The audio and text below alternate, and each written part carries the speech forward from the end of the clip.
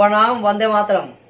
अभी साहब श्री की वाणी आप सभी सुनेंगे और ये वाणी महाभारत के उस प्रसंग का है जब भीष्म पितामह बाणशैया पर लेटे हुए हैं और उस समय में जो संवाद है उस संवाद के आलोक में साहब श्री की ये वाणी है।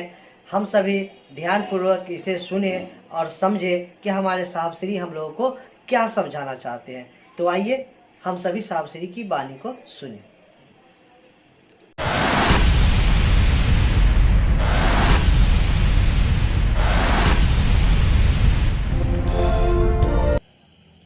एक महादेव का पहले चेला हुआ है, नाम था मच्छेंद्र नाथ। उनका सही नाम था मत्स्येंद्र नाथ, पुकारू नाम था मच्छेंद्र नाथ। लोग पुकारते थे मच्छेंद्र नाथ के नाम से। उनके बारे में इतिहास कहता है कि वे शिव के शिष्य थे। हालांकि उन लोगों ने कहा नहीं कि आप भी शिव को गुरु मान सकते हैं, लेकिन उनके बारे में किताबें कहती हैं कि वे शिव के शिष्य थे। यानी मच्छेंद्र नाथ महादेव के चेला थे और उनका एगो चेला था, यानी मत्स्येंद्र नाथ का एगो शिष्य था जिसका नाम था गोरक्षनाथ, जिसका पुकारू नाम था गोरखनाथ। गोरखनाथ एक जगह लिखते हैं, यानी महादेव के चेला का चेला ये लिख रहा है। आप तो उससे एक सीढ़ी ऊपर है, आप अपने को महादेव का चेला कहते हैं। यहाँ महादेव के चेला का चेला कह रहा है, शिष्य का प्रशिष्य कह रहा है। क्या कह रहा है? महादेव के चेला का चेला बोल रहा है, हबकी न चलीबा, ठबकी न बोलीबा, धीरे धरीबा पांव, गर्व न करीबा। गर्व नहीं करेंगे, अहंकार नहीं करेंगे। गर्व न करीबा, सहजे रहीबा, सहज रहेंगे। गर्व न करीबा, सहजे रहीबा, भणत गोणख राम। यानी गोरखनाथ कहते हैं कि हबक हबक के नहीं बोलेंगे, ठबक ठबक के नहीं चलेंगे। जोगी का लक्षण है, साधु का लक्षण है। धीरे धरीबा पांव, धीरे धीरे अपने पांव बढ़ाएंगे, गर्व नहीं करेंगे, सहज रहेंगे। देखिए, और आप लोग कैसा करते हैं? आप लोगों को तो लाज लगनी चाहिए। आप लोग तो महादेव के उससे भी ऊपर हैं। वो तो चेला का चेला बोला था। चलिए अब सवाल का जवाब देते हैं। सात आदमी महाभारत युद्ध के बाद बचे हुए हैं। सात्विकी हैं, 5 पांडव हैं और एक खुद भगवान श्री कृष्ण है। 7 आदमी बचे हुए। सातों जाते हैं भीष्म पितामह का दर्शन करने के लिए। भीष्म पितामह सरसैया पर लेटे हुए हैं। जब कृष्ण जाते हैं, अर्जुन भी साथ में है, तो पितामह की आंख से आंसू बह रहे हैं। यानी भीष्म पितामह की आंख से आंसू बह रहे हैं। सरसैया पर लेटे हैं।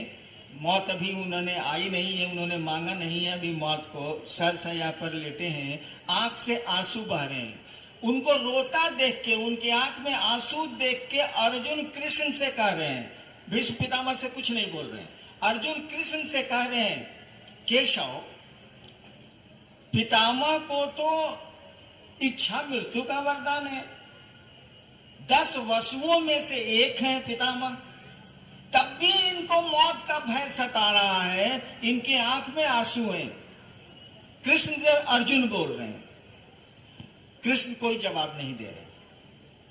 भीष्म पितामह इस सुन के कि अर्जुन जो कृष्ण को बोल रहे हैं, भीष्म पितामह ये सुन के क्या जवाब दे रहे हैं, ये मार्के की बात है। सुनिए, भीष्म पितामह ने कहा, अब अर्जुन को जवाब नहीं दे रहे हैं।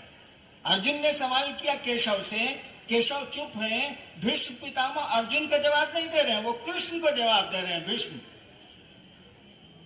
भीष्म पितामह ने कहा कि केशव, मेरी आंखों में इसलिए आंसू नहीं है कि मुझको मौत का भय है, क्योंकि मुझको तो इच्छा मृत्यु का वरदान है। मेरी आंखों में तो आंसू इसलिए हैं कि मैं जानता हूं कि साक्षात परमात्मा पांडवों के साथ हैं। कृष्ण, मैं जानता हूं कि साक्षात परमात्मा पांडवों के साथ हैं, और जब से साथ हैं, द्रौपदी के स्वयंवर से, और जब से साथ हैं, इन लोगों पर जो विपत्तियों का पहाड़ गिरा है सो अभी तक रुका नहीं है। देखिए, परमात्मा साक्षात साथ में है और पांडवों पर जो विपत्तियों का पहाड़ गिर रहा है, सो अभी तक रुका नहीं है। मैं ये सोच के दुखी, मेरे आंखों में आंसू हैं कि क्या विधाता की लीला है, वो खुद साथ में है और तब भी विपत्तियां रुक नहीं रही हैं, रुकने का नाम नहीं ले रही। देखिए, ये है जिंदगी, ये है दुख।